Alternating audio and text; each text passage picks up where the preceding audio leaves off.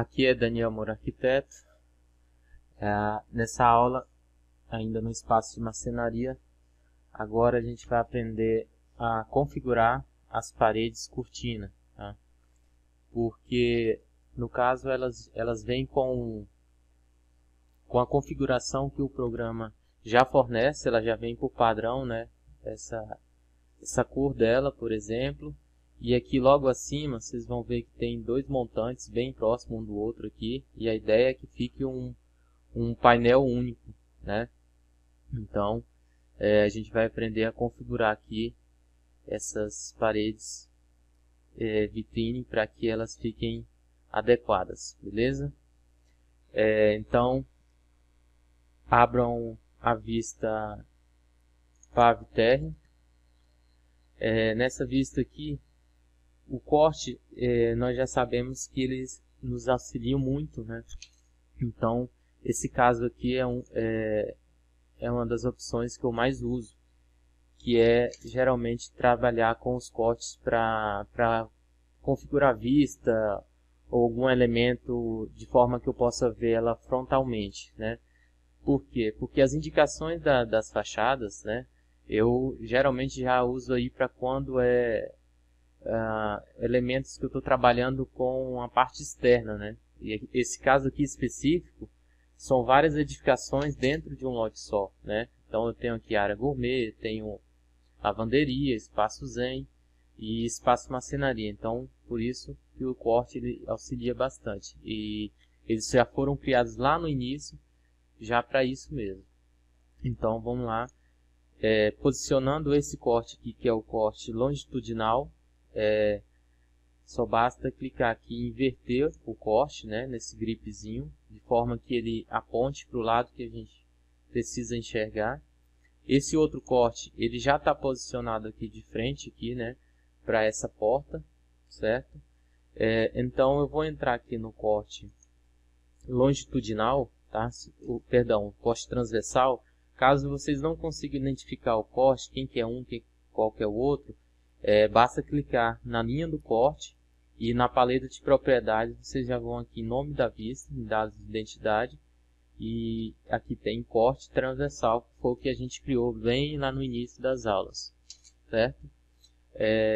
Feito isso, a gente vai abrir agora esse corte que a gente já organizou, transversal. De antemão, eu já vou começando a organizar esses níveis, tá? Porque na maioria das vezes eu faço essa organização ali na montagem das pranchas, mas no momento que você está desenhando, algumas linhas podem interferir no desenho e acaba que faz uma confusão. Então vamos lá, para início vocês deverão ocultar, ou melhor dizendo, desativar não recortar a vista, para que ele apareça o restante do desenho, porque essa opção ela permite, né, conforme a gente aprendeu em visualizações, exibição de visualizações, ela permite recortar essa vista. Então ela só mostra o que tem dentro do campo, no caso que é a região do recorte, né? Então quando eu desabilito, já posso ver todo o meu desenho. Na parte de criação, a parte de modelagem, é melhor que você trabalhe vendo tudo para depois organizar só o trecho que você quer colocar no corte. E aqui, para não ficar essa linha aqui da borda, né, da viewport, eu tenho aqui que ocultar essa região do recorte. Pronto, aí ele já me libera o desenho, por assim dizer, ele todo, né, para que eu consiga fazer toda a análise do desenho, não só da parte que eu estou trabalhando, mas de todo o local que o corte passa. Então eu vou aqui já começar a organizar esses níveis. Clicando no nível, a gente já sabe que é só clicar nessa bolinha aqui, né, que fica bem próximo do nível. Ela arrasta essas extensões. E aí eu venho nas próximas. Geralmente quando está alinhado, ele já leva todos de uma vez só, certo? E aí alinho esse aqui de cima, beleza? E aí eu vou afastar um pouco mais todos, tentar alinhar aqui, de forma que o nome fique mais ou menos nessa posição que eu estou configurando. Por quê? Porque quando a gente trabalha com a organização, tem os joelhos, né, da linha de nível, né, que é essa simbologia aqui, que é adicionar cotovelo, perdão. Então, adicionando esse cotovelo, ele me permite não só mover o texto para baixo, para cima, como também organizar essa linha que faz com que o texto fique acima dela, tá? Então eu vou puxar bastante aqui, mais ou menos dessa distância aqui, tá? Não tem uma regra absoluta, você tem que organizar isso aqui de acordo com a sua necessidade. Depende também do nome da vista, tá? Então eu vou clicando sempre aqui no cotovelo, tá? Acabei falando joelho, nada a ver. Alinhando sempre. Esse primeiro ponto na parte superior. A primeira vez que você alinha um, os outros já ficam fáceis de alinhar, tá? Só clicar na bolinha e arrastar, ele já vai dar um tracejado, informando que está alinhado, então você já pode ir organizando um a um. Feito esses níveis aqui da parte inferior, agora vou organizar esses aqui acima, tá? Da mesma forma, também não tem segredo, só clicar e arrastar. Vocês percebem que o alinhamento ele já pega sempre igual a todos, tá? Eu gosto de deixar sempre alinhado para manter uma organização. Acho que esse aqui deve ser o último. Já movo aqui. Aqui nesse caso, ó, percebi que ficou bem apertado, que a linha está cortando o nome, tá? Então eu posso mover toda essa seção um pouco mais para trás. Isso. Aí aqui nesse caso eu vou movendo somente essa parte aqui desse trecho, certo? E já me ajuda a organizar todos os restantes. Foi mais por questão desse nome aqui do C, né? O C aqui que tá sobrepondo a linha. Beleza, só esses dois últimos. Ok. Com o tempo e prática, isso aqui já vai ser bem mais tranquilo de vocês trabalharem, tá? Mas aqui eu já consigo ler todos os nomes, a altura dos níveis, e não fica os nomes em cima da fachada, né, do desenho arquitetônico, dificultando a análise. Então, organizando esses níveis, agora eu preciso fazer uma cota para que eu só relembre aqui a altura da porta, né? A gente já sabe que está trabalhando aqui com 2,40. A seção aqui da cota, eu venho sempre aqui em modificar, e anotar, painel cota, e eu uso aqui a cota alinhada. Ainda não é aula de cota, tá, pessoal? Então, aparecendo esse tracejado significa que ele identificou a porta, tá? Então, clicando aqui, então essa porta tem 2,50, obviamente, que foi o tamanho que a gente configurou, tá? Por que eu faço isso? Porque eu quero eliminar esse trecho desses montantes. Não é necessário que o montante fique tão próximo um do outro, né? Eu posso ter um painel maior e deixar só os montantes das bordas, certo? Agora, eu tenho que duplicar esse tipo aqui, tá? Da porta vitrine, a menos que ela mude todas as outras, tá? Vocês já vão entender isso. Eu estou aqui na vista frontal, né? Olhando o térreo, né? Nessa que tem logo aqui à frente a garagem. Então, no corte transversal, eu vou editar esse tipo e vou duplicar. Eu vou renomear ela como DM underline esquadria underline pintura eletrostática preto fosco, porque assim eu identifico qual que é a parede que eu estou utilizando e não altero a parede padrão do Revit. Ok? Feito isso, agora o que a gente tem que fazer? eu preciso analisar a questão dos montantes na seguinte maneira.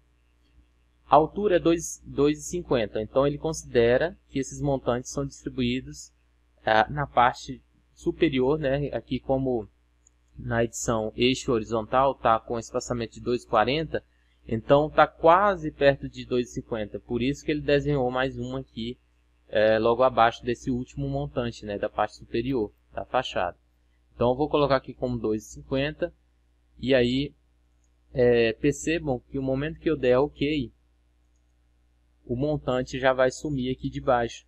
Por quê? Porque agora ele considerou que a minha divisão está a cada 2,50 m no sentido horizontal, tá? Não confundam sentido horizontal com vertical, beleza? E agora a gente vai configurar, na verdade vamos acessar aqui a vista 3D só para a gente entender o que está acontecendo. Como ele é um tipo, né? Se eu mudasse no padrão do Revit, o que ia acontecer? Eu já ia mudar essa porta aqui, essa esquadria, e automaticamente essa da lateral já seria mudada, né? A instância não é instância, tá? Instância eu mexo só no elemento. Nesse caso eu dupliquei e coloquei um novo nome, por isso ele não alterou as outras portas. E aí, uma questão que é complexa às vezes é porque essas paredes vitrine ou paredes cortinas, elas têm famílias dentro de famílias. É o caso dos montantes. Esse montante, se eu altero aqui, eu vou alterar, obviamente, na família que eu estou trabalhando, mas eu preciso ir lá na família para criar um montante na cor que eu quero. Seja o tamanho ou cor, eu tenho que alterar isso lá nos montantes. Lembrando que é uma família dentro de outra, tá? Então vou aplicar OK. Onde que eu encontro isso? Eu encontro aqui nas famílias, no navegador de projeto. Então você acessa aqui montante de parede cortina. Logo em seguida, você que vem montante retangular, você vai encontrar ele aqui logo abaixo, tá? 50 por 150. O que acontece? Quando eu vou mudar só a cor ou tamanho, eu procuro não alterar aqui, por exemplo, digamos assim, se eu clicar com o botão direito, ele vai aqui, novo tipo. Eu não vou criar um novo tipo, montante retangular, preto fosco. Por quê? Porque no caso, eu só estou querendo mudar a propriedade do montante. Ele ainda vai continuar sendo um retangular. Então, eu prefiro mudar aqui abaixo. Então, se você clicar aqui com o botão direito, você pode duplicar também, assim como se você clicar duas vezes rapidamente. No caso, o montante que a gente está usando é o 50 por 150 milímetros, ou seja, 5 por 15 centímetros. Então, clicando duas vezes, ele vai abrir agora a propriedade do tipo do montante. Não confundam com o tipo da parede vitrine, tá? Agora, eu duplico essa parede.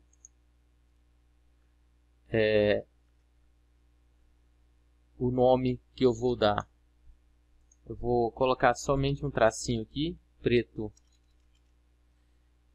fosco, tá?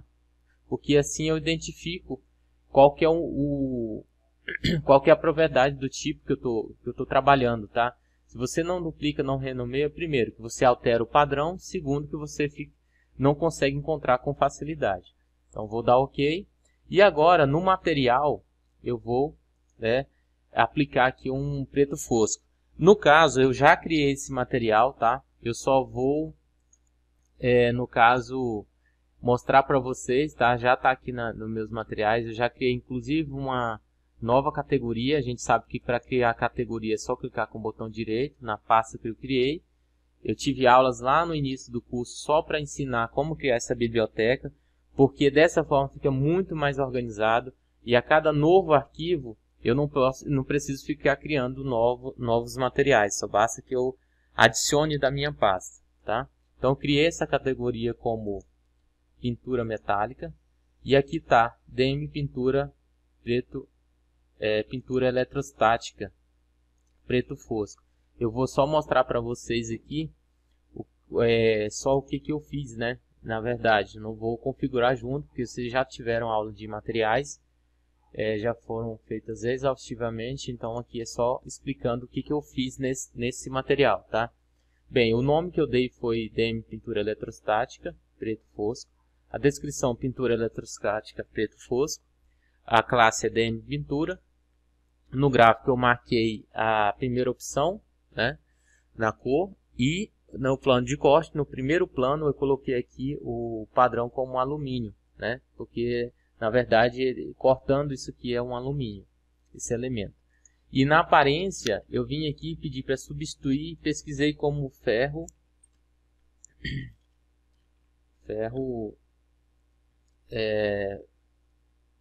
preto. Você já encontra algum próximo, tá? E também não se prendam, na verdade nem foi ferro preto, foi preto fosco, tá?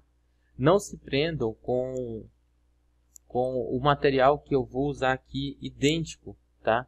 Vocês podem acessar aqui o mais próximo da realidade que vocês encontrarem. Geralmente usem a classe, tá? Se for alvenaria, tijolo, reboco, parede, vocês vão lá em alvenaria. Cerâmica, porcelanato em cerâmica, concreto, vão aqui em concreto. Metal, por exemplo, aqui ó, ferro preto, esse que eu queria buscar, que eu não encontrei. Então aqui ó, no metal, na biblioteca de aparência tem aqui ferro preto, e eu simplesmente só substituí esse material. É simples assim, tá? Na informação aqui, inclusive, eu vou complementar a identidade, tá? Vou copiar aqui na aparência e vou colocar aqui essas informações, certo? Só para ficar bem completo aqui. Beleza, vou aplicar, ok. Confirme sempre se o material já veio para cá, porque às vezes quando está na biblioteca você sobe e nem sempre ele vem e você tem que acessar de novo o material aqui nesse botão com os 3 pontinhos, tá? Então vou aplicar, beleza? E ok. O que acontece aqui? Quando você duplica esse material, perdão, quando você aplica esse material em cima de um que você já tem, na verdade, né, que já foi que não foi duplicado, ele vai acontecer exatamente o que fez aqui, ó, tá? Essa geralmente é uma pegadinha que acontece e às vezes a gente fica pensando o que aconteceu, por que o elemento não mudou em todos. Eu vou explicar para vocês, tá? Vou dar um OK. Olha só, ao invés de duplicar, eu só renomeei, tá? Então aqui agora sim eu vou duplicar, vou tirar esse que tinha aqui, tá? Eu vou até dar um Ctrl Z, eu vou voltar a ele, o que era antes, só para vocês entenderem o que é duplicar ele antes de renomear, tá? Então vou só colocar aqui tracinho, preto fosco. Pode ser que isso aconteça com vocês também, fiquem ligados nisso, porque pode ser que o desenho já esteja bem avançado, e aí quando você altera em um, sai alterando em todo o documento. Então se for um prédio ou uma edificação com mais, digamos assim, com mais informação, você pode ter um prejuízo. Então tá, agora sim, esse preto fosco, tá? Que eu já renomeei. Vou aqui no material, vou buscar aqui eletrostático, acho que ele já vai me... Não encontrou, então já venho aqui em cima, venho aqui abaixo, subo esse material, certo? Apliquei, ok. Aí sim, aí não mudou aqui no elemento. Então, só recapitulando, o montante não é uma família que está exatamente dentro da vitrine que você possa mudar no tipo dela. Você tem que mudar primeiro o tipo de montante, que é uma outra família.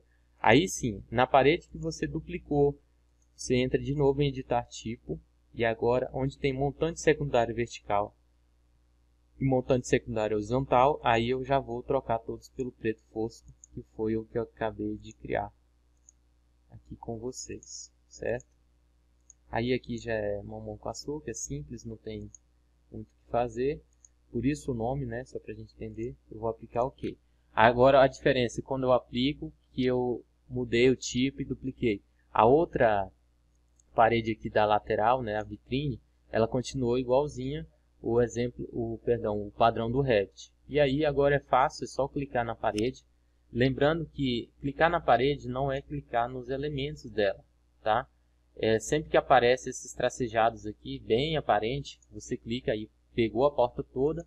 Aí sim, agora eu venho aqui na paleta de propriedades e aplico DM Esquadria Pintura Eletrostática Preto Fosco, que foi a que eu criei. Beleza, ele já pegou a configuração, porque ele já entendeu que a família foi alterada. Beleza? Então, não tem muito segredo, é só entender essas particularidades. Essa aula tentem fazer 2 ou mais vezes, porque ela é um pouco mais complexa. Mas é muito simples quando você entende que alguns elementos do Revit, eles têm família dentro de outras. É o que faz aí algumas confusões. E às vezes eu não consigo editar aqui no tipo, né, quando eu clico no elemento, e aí eu tenho que editar esse elemento aqui na família, na paleta no navegador de projetos, tá? Esse é o cuidado que vocês têm que ter, beleza? Salvem o arquivo de vocês, tá? Eu já sempre estou salvando como a aula que eu estou trabalhando, né? Nesse caso aqui, a aula 61. Então, dessa configuração aí, isso é bem simples, tá? É só fazer com atenção. Peço que quem não enviou, me envie e-mail, tá? Por contato de e-mail que eu tenho na descrição do vídeo abaixo, que eu adiciono vocês nos arquivos usados nas videoaulas. É importantíssimo que vocês acessem essas pastas, porque é através dela que vocês conseguem criar o projeto, tá? Peço também que vocês compartilhem esse material com o pessoal da área de arquitetura, engenharia, design de interiores, estudante de arquitetura, porque assim eu consigo produzir muito mais conteúdo, eu consigo promover mais informações para vocês, tá ok? Se inscrevam no canal, ativem o sininho e assim que eu postar novas aulas, vocês sempre vão ser notificados. Espero que tenham gostado. Até a próxima aula.